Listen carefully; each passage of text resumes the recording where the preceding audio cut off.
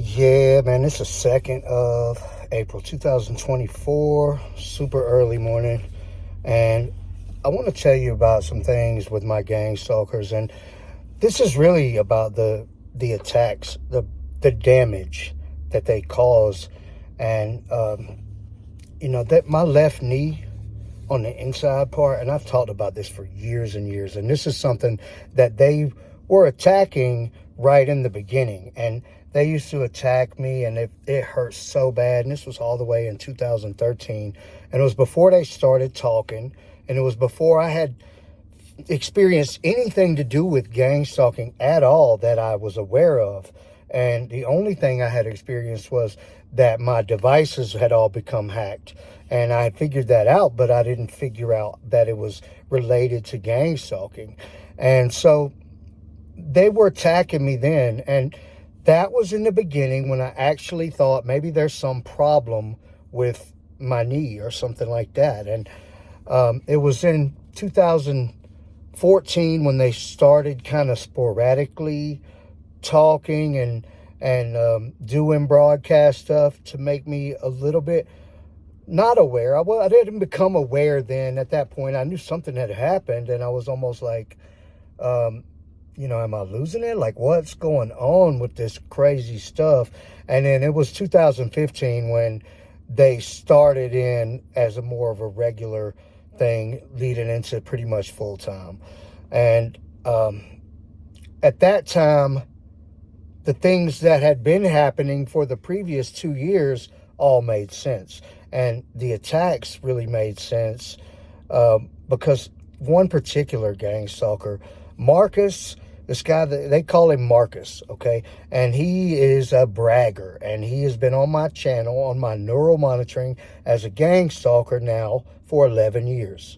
And he was around in 2013 and 14, and then he got his chance to start coming on and bragging about it in 15, and in 16 he became one of the main people. Later in 16 he became the sole gang stalker, the only one for a minute, after Black James got off my channel with a couple of girls that they called Kimberly and Emily. And if you've been following my channel long enough to hear about all of them, then thank you for the support and for following my story, because I haven't talked about them in a while, as far as like Kimberly and Emily, and I don't even talk about this guy Marcus that much. But over the years, like at late 16, early 17, a guy came on with him, and he was already a part of it. Okay, all these guys were already a part of it, but came on as a full-time person with a position to have access to my neural monitoring and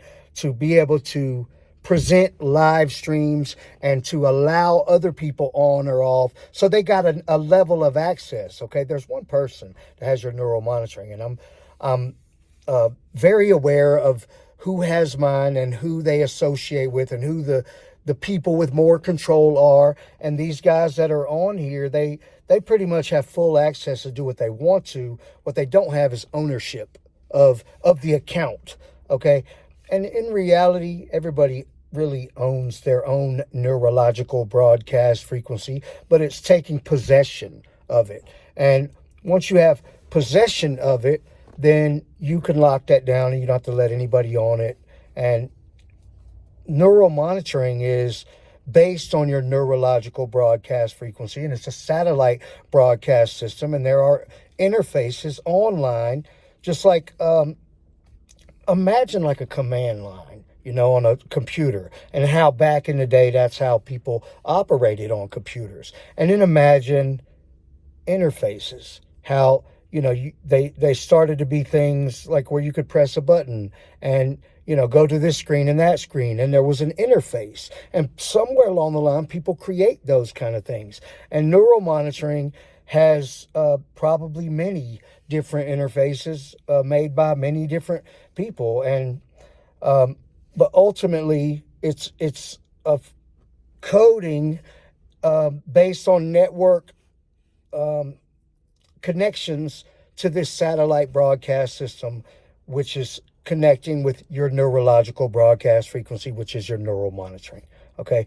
I don't know how I get off on these little tangents, but I was talking about my left knee and this guy, Marcus. Anyway, over the years, several other guys came on, part of the family, and the Matheny group, and the Lackeys were a big part of it. And but the guys that are on here now is Marcus and a couple of guys that I believe are very closely associated with the Matheny group. And there's 4 guys total, and a 5th guy that comes on with them half the time. And these guys are all very closely associated with Black James, and the one person that has my neural monitoring, which is also closely associated with Black James. And she had him be like the kind of like the administrator of my neural monitoring for a while. And he was the one who put these guys on and gave them the full access and has them allowed to operate as full access gang stalkers. With it can access anything on my neural monitoring, make any kind of connection they want, run live streams, and allow other people on to their connection. Okay, so and they can all put it on public and do different things, but the attacks on my knee. Look, I made a little. This is my scripting for this video. Okay, I literally I never script my videos, but I wrote down a couple of talking points. One thing is these attacks, they can attack you severely, and it could hurt so bad and be very debilitating and just have you where you can't do anything, can't walk if they're attacking your leg or something, and then stop.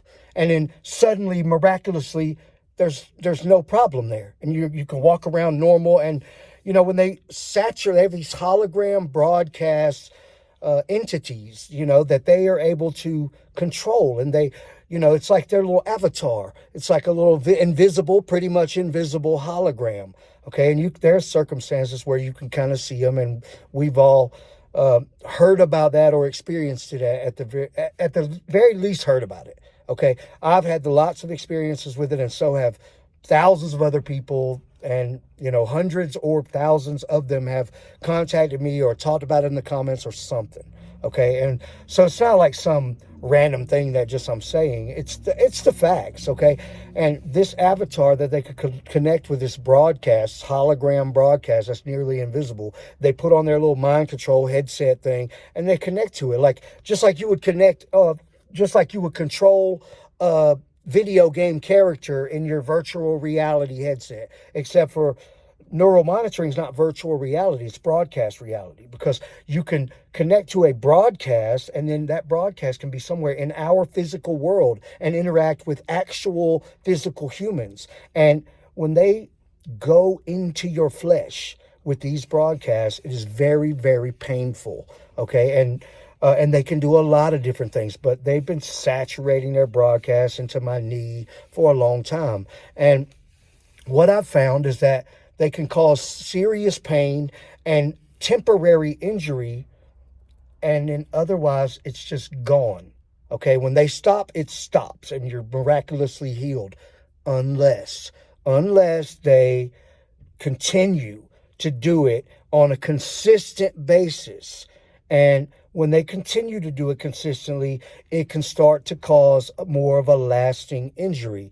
And I believe at that point it's causing scarring of the ligaments and tissues, as well as bone density loss, and who knows what else, because it's not exactly radioactive, but it is like a form of radiation in these waves. Just like if you're exposed to too much cellular or radio waves or any kind of waves, especially if they were directed right at you and saturated intentionally into a part of your body. Okay, it's a high level of radio wave or EMF wave exposure, and it can cause damage over time. Okay, and I want to talk about how they really messed up. Another thing that you can do is you can feel the heat. Okay, I want to mention everything I got on my little thing right here. I used to dance a lot, and I'm still very much into dance and those type of things, as far as like flow arts and poi and staff and robot dance and those kind of things. You could say I'm lame or whatever. I love it. All right, and I'll always be into that. But The physical torture takes a toll on your capabilities when they're attacking you on a consistent basis and causing lasting injuries. And I have to really favor my left leg, especially on the days when they're deciding to attack me there. So I say that they're not legit gang stalkers, and they are gang stalkers and they do this, but there's a particular not really like rules, but kind of a code that they live by, these gang stalkers and people that have neural monitoring in general, is you're not supposed to make it obvious, and you're not supposed to talk about it, and you're not supposed to get caught.